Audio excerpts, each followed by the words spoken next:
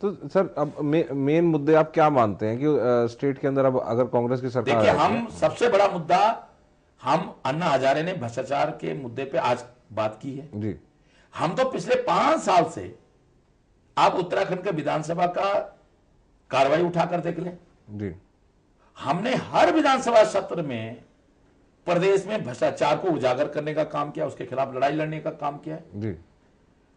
चाहे hydro project के मामले में हो, हमने धरना दिया, श्रीनगर में धरना दिया, त्रिवेणी घाट ऋषिकेश में धरना दिया, हरकी पौड़ी में धरना दिया, हमने काशीपुर में दिया, कुर्दार में दिया। पर हाइड्रो पूरे प्रदेश में हमने हाइड्रो प्रोजेक्ट जो तमाम घोटाले हुए हैं उनको लेकर हमने धरने प्रदर्शन किए। पर तो हाइड्रो हमने प्रोजेक्ट कब इस प्रदेश में भ्रष्टाचार एक प्रमुख मुद्दा है जी। जो प्रदेश की जनता को आज दीमक की तरह खा रहा है। हाइड्रो प्रोजेक्ट के रुकने से लेकर देखिए, हमने प्रदेश हाइड्रो के प्रोजेक्ट, हम हाइड्रो प्रोजेक्ट के कभी खिलाफ नहीं रहे। हम चाहते हैं प्रदेश में जल विद्युत परियोजनाएं बननी चाहिए, लेकिन ये घोटाले जो कर रहे हो आप, जी। जो बेईमानी के तहत पैसा लेकर, रिश्वत लेकर आपने जल विद्युत परियोजनाएं बेची हैं, जी। हम उसके खिलाफ हैं। हम नहीं कह रहे कि जल विद्युत परियोजना नहीं बननी चाहिए, बननी चाहिए। जी। अगर जल परियोजना नहीं बनेगी तो बिजली कहां से उत्पादन होगी? बिजली नहीं उत्पादित होगी तो प्रदेश का डेवलपमेंट कहां से होगा? हम चाहते हैं जल परियोजना बननी चाहिए। हमने तो अभी श्रीनगर की जल विद्युत परियोजना जो जिसपे बीजेपी ने काम रुकवा दिया था, अभी माननीय सोनिया गांधी से हमने कहा है ये काम 70% काम हो गया, इसको पूरा होना चाहिए। जी। तो मैं इसलिए कहना चाहता हूं कि भ्रष्टाचार एक प्रमुख मुद्दा होगा जो हम भारतीय जनता पार्टी के खिलाफ एक प्रमुखता के साथ उठाएंगे। विकास चौपट हो गया, न पीने का पानी है, न सड़क है, न स्कूल है, न टीचर है, न स्वास्थ्य है। जी। एक विकास हमारा दूसरा मुद्दा होगा जी। कि 5 साल में भाजपा शासन ने उत्तराखंड को विकास के मुद्दे में 25 साल पीछे धकेल दिया है।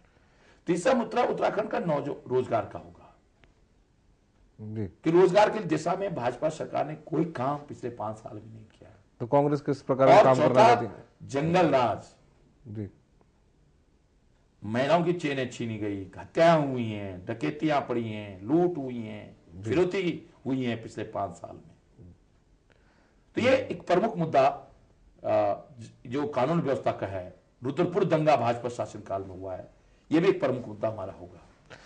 रुद्रपुर दंगे की बात करें तो विधानसभा में आप लोगों ने बैठ के इस पे प्रोटेस्ट किया था और इसके ऊपर जांच की मांग भी की थी, तो उस पर कहाँ तक आगे बढ़ पाए? देखिए, क्योंकि ये सरकार नहीं चाहती, क्योंकि दंगा कराना, इसी सरकार ने दंगा कराया, इन्हीं की पार्टी के लोगों ने दंगे की षड्यंत्र रचा। ये क्यों चाहेंगे कि कोई जांच हो? ये चाहते ही नहीं जांच हो। लेकिन जिस दिन कांग्रेस सरकार आएगी, हम रुद्रपुर दंगे की जांच कराएंगे, जो दोषी हैं उनको जेल की सलाखों पीछे। पर उस इलाके में विधायक तो आप ही के कांग्रेसी विधायक हैं। विधायक होने से क्या होता है? हमारे विधायक जो है डीजीपी से लेकर चीफ सेक्रेटरी तक 100 से अधिक बार फोन करता रहा, ये गलत हो रहा है, ये गलती हो रही है, ये आप सूझबूझ से काम लो। जी। आपके ख्याल से क्या करना चाहिए था कि ये देखिए, क्योंकि प्रशासन को सूझबूझ से काम लेना चाहिए था।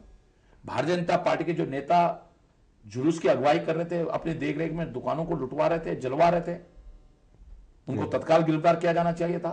जी। अगर प्रशासन सख्ताई से काम करता, अगर हमारे लोग भी कोई गलती कर रहे थे, उनको भी जेल डालते। भाजपा, देखो, दंगाई की ना कोई जाति होती ना कोई धर्म होता है। जो दंगाई होता है उसकी एक ही जाति है, उसका एक ही धर्म है, दंगाई, और उसके खिलाफ सख्ताई से कानूनी कार्रवाई करनी चाहिए थी। तो सर अब बात करें आपके अपने इलेक्शन की, तो आप अब कौन सी सीट से लड़ने वाले हैं? देखिए, मैंने ये कहा है कि पार्टी मुझे जहां से भी चुनाव लड़ाएगी, मैं वहां से चुनाव लड़ूंगा। पार्टी कही आप चुनाव प्रचार करो, मैं चुनाव प्रचार करूंगा। लेकिन ये इच्छा जरूर मेरी है जी। कि पिछले 2 साल से मैं डोईवाला विधानसभा क्षेत्र में काम कर रहा हूँ। वैसे तो पूरे प्रदेश में मैं रैलियां कर रहा हूँ, जन आक्रोश रैलियां कर रहा हूँ, दौरा कर रहा हूँ, लेकिन डोईवाला क्षेत्र में पिछले 2 साल से काम विशेष रूप से कर रहा हूँ।